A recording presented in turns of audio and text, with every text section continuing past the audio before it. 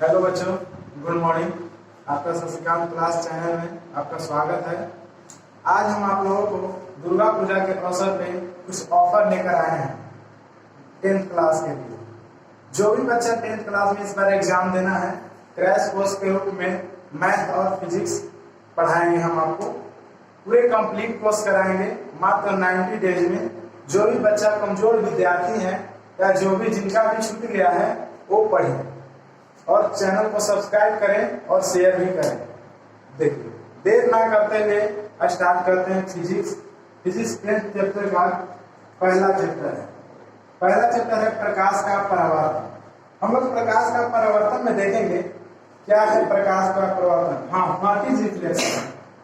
प्रकाश का परावर्तन में सबसे पहले हम लाइट को देखेंगे, प्रकाश को देखेंगे। प्रकाश किसे कहते हैं, क्या होता है प्रकाश। देखिए, प्रकाश का डेफिनेशन देख लीजिए। सबसे पहले प्रकाश वह कारक है जिसकी सहायता से हम किसी वस्तु को देख सकते हैं। प्रकाश वह कारक है जिसकी सहायता से हम किसी वस्तु को देख सकते हैं। देखिए, जैसे उदाहरण के लिए इस मार्कर को हम कैसे देख पाते हैं। जब सूर्य की किरणें या किसी चीज की प्रकाश इस मार्कर पे पड़ती है और इस मार्कर पे पड़ने के बाद हमारी आंखों से टकराती है तो हम इस मार्कर को देख पाते हैं। देखिए, प्रकाश को हमने बताया प्रकाश वह कारक है जिसकी सहायता से हम किसी वस्तु को देख सकते हैं।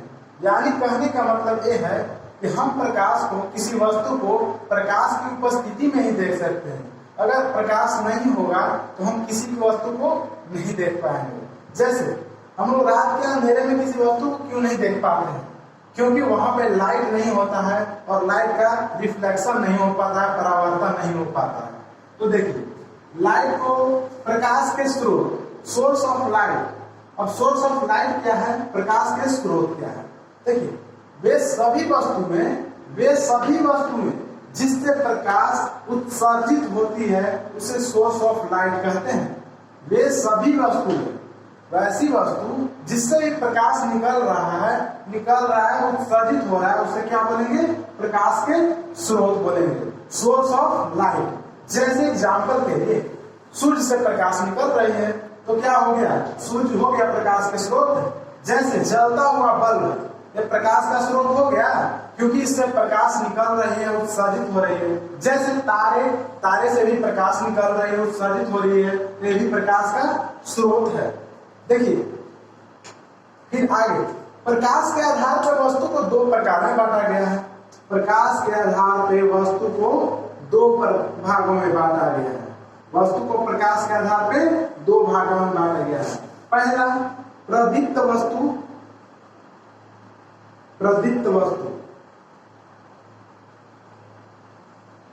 दूसरा अप्रदीप्त वस्तु। पहला प्रदीप्त वस्तु, दूसरा अप्रदीप्त वस्तु। प्रदीप्त वस्तु को दीप्तिमान में बोलते हैं,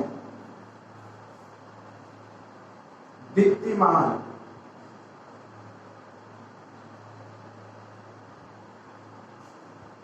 और दीप्तिमान।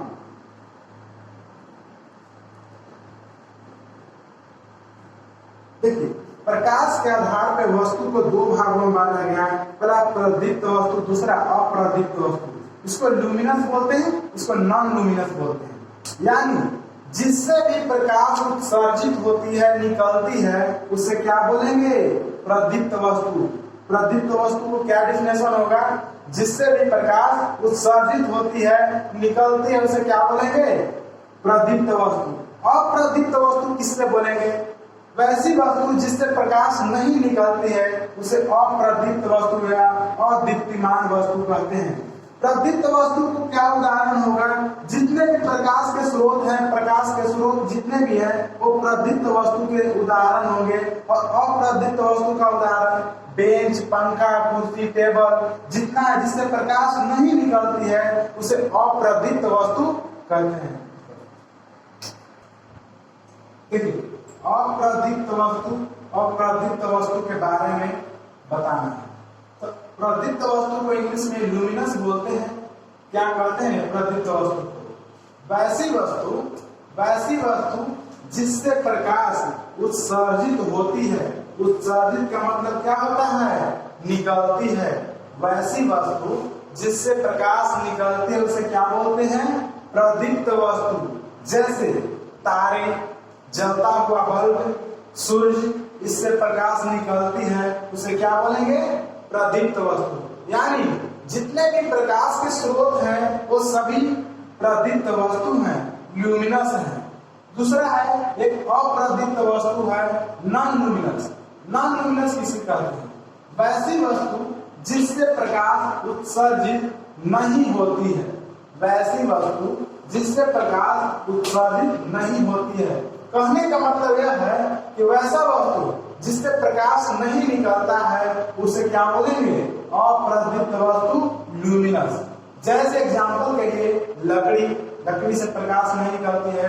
धातु का प्लेट, किताब, कलम, कॉपी जितने भी हैं ये सब अप्रदीप्त वस्तु हैं। प्रकीर्णन, स्कैटरिंग क्या है? देखिए प्रकीर्णन आपको पढ़ना है। जब प्रकाश की किरणें सूक्ष्म कणों पर पड़ता है, जब प्रकाश की किरणें सूक्ष्म कणों पर पड़ता है तो उन पर पड़ने वाली प्रकाश की किरणें कुछ ऊर्जा अवशोषित कर फिर उसे चारों ओर विकिरित करती हैं। कहने का मतलब यह है प्रकीर्णन किसे कहते हैं? जब प्रकाश की किरणें सूक्ष्म कणों पर पड़ता है तो उन पर पड़ने वाले प्रकाश की किरणें कुछ ऊर्जा अवशोषित कर फिर उसे चारों ओर विकिरित कर देते हैं। अवशोषित करने का मतलब कि अधिग्रहण कर लेता है, कुछ अपने अंदर छुपा लेता है। विकिरित करने का मतलब क्या होता है? विकिरित का मतलब फैला देता है। जैसे देखिए जब सूर्य की किरणें हैं, सूर्य की किरणें हमारे डायरेक्ट हम पे नहीं आते, सूर्य की किरणें ऊपर से आ रही है, आकाश में बहुत से धूल कण उड़ रहे हैं, उन पे कण पड़ती है, प्रकाश पड़ती है तो कुछ ऊर्जा खुद अवशोषित कर लेते हैं और उसके बाद वो चारों ओर फैला देते हैं। उस क्रिया को, उस घटना को क्या बोलेंगे? प्रकीर्णन बोलेंगे। प्रकीर्णन किसे बोलेंगे? जब प्रकाश की किरणें सूक्ष्म कणों पर पड़ता है, सूक्ष्म कण का छोटे छोटे कणों पर पड़ता है तो उन पर पड़ने वाली प्रकाश की किरणें, उन पर जब प्रकाश की किरणें पड़ेगी तो कुछ ऊर्जा अवशोषित कर लेगा या अपने अंदर छुपा लेगा, फिर उसे चारों विकिरित करता है यानी चारों फैला देता है। उसे क्या कहेंगे? प्रकाश का प्रकीर्णन कहेंगे। इस घटना को प्रकीर्णन कहते हैं। अब पढ़ना है प्रकाश की किरण। प्रकाश की किरण क्या है? Ray of light. देखिए अगला टॉपिक है प्रकाश की किरण, रे ऑफ लाइट। प्रकाश की किरण किसे कहते हैं? देखिए प्रकाश जिस पथ पर चलती है, प्रकाश जिस पथ पे चलती है उसे प्रकाश की किरण कहते हैं। यानी कह सकते हैं प्रकाश जिस पथ पे गमन करती है या चलती है उसे प्रकाश की किरण कहते हैं। जैसे प्रकाश हमेशा सीधी रेखा में गमन करती है, प्रकाश हमेशा सीधी रेखा में गमन करती है। देखिए आगे पढ़ना है आपको अगला टॉपिक किरण पुंज, बीम। किरण पुंज किसे कहते हैं? प्रकाश के किरणों के समूह को किरण पुंज कहते हैं। प्रकाश के किरणों के समूह को किरण पुंज कहते हैं। देखिए जैसे मान लीजिए किरणों के समूह कैसे हैं? ये है बिंदु, यहां से प्रकाश निकल रहे हैं, यहाँ किरणों के समूह है तो इसे क्या बोलेंगे? इसे भी किरण पुंज बोलेंगे। कोई ओ बिंदु से निकल रहा है प्रकाश, ये प्रकाश के किरण पुंज हो गया। किरणों के समूह को किरण पुंज कहते हैं। अब देखिए किरण पुंज, बीम पढ़ना है किरण पुंज। किरण पुंज कितने प्रकार के होते हैं? तो देखिए किरण पुंज को 3 भागों में बांटा गया है। पहला अपसारी किरण पुंज, दूसरा समांतर किरण पुंज, तीसरा अभिसारी किरण। किरण पुंज को 3 भागों में बांटा गया है। पहला अपसारी किरण पुंज, दूसरा समांतर किरण पुंज, तीसरा अभिसारी किरण पुंज। अपसारी किरण पुंज किसे कहते हैं? देखिए वैसा किरण पुंज जो एक बिंदु से निकलकर फैलती हुई प्रतीत होती है, जो एक बिंदु से निकलकर फैलती हुई प्रतीत होती है। देखिए वो एक बिंदु है जिससे निकलकर फैलती हुई प्रतीत हो रही है, इसे क्या बोलेंगे? अपसारी किरण।